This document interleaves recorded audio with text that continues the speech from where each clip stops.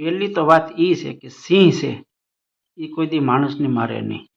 એનું કારણ છે કે માણસ એ સિંહનો ખોરાક નથી. એક પાકું કરી લે. કોક સિંહ નીકળી જાય, લખણ ખોટો હોય તો નીકળી જાય, થાપો મારતો જાય, એ વાત અલગ છે.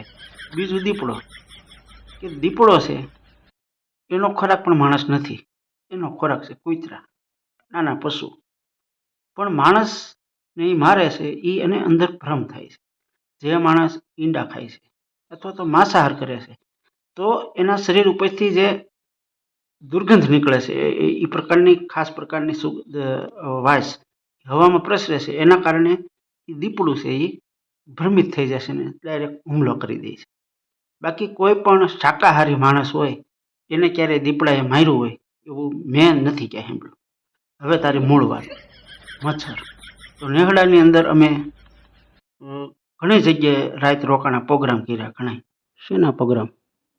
પ્રોગ્રામે ત્યાં એલા થાબડી પેંડાના પ્રોગ્રામ હોય દૂધના. તો ઘણી જગ્યાએ કર્યા અમે. બરાબર, અહીંયા આસુંદરાની નેહ છે, હાપ નેહ છે, પોપટડી છે, ઘણા નેહડા છે, બધી જઈએ એવા. બરાબર, તો અહીંયા મચ્છરનો મારો રે.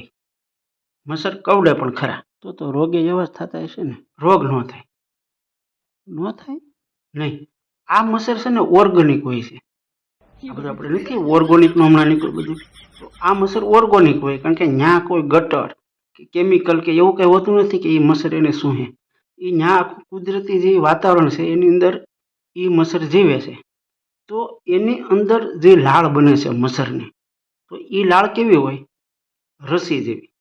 વેક્સિન કહે ને ઇંગ્લિશમાં, એને વેક્સિન કહે. જેમ કોરોનામાં કેમ વેક્સિન બહાર બનાવી, એવી રીતે એ મચ્છર પોતાની રીતે પોતાને બસવા માટે અંદર કુદરતી એવી ઓર્ગોનિક રસી બનાવે. એ શું કરે? એ કવડે.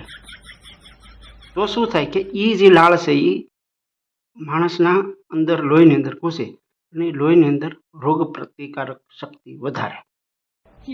મૂળ વાત આ ગધેડાને તાવ આવે એવું? ના, ગધેડાને તાવ આવે એવી કોઈ વાત નથી. આની ઉપર સંશોધન હાલે છે. રોગ પ્રતિકારક શક્તિ મચ્છરથી વધે, કારણ કે મચ્છર બનાવ્યું છે તો એનું પૃથ્વી ઉપર કાંઈક ને કાંઈક એનો ફાળો છે. તો આની ઉપર સંશોધન હાલે છે કે જે ઓર્ગોનિક મચ્છર છે એ માણસને ઉપયોગી થાય. તમારી વાતો મગજના મસાસો લે એવી છે. એટલે ભાઈ, આ મેં ખાલી તને એક નાની એવી વાત કરું છું. હજી આ કળિયુગ અવળા પગે હાલતા શીખો છે. બરાબર, તું જોઈજે કળિયુગ બોલતા શીખશે ને ત્યારે આ વાત તારે માનવી પડશે. આવી જ બધી વાતો હોય છે. તને હજી ખબર નથી મોટા પાયે આંદોલન થવાનું છે.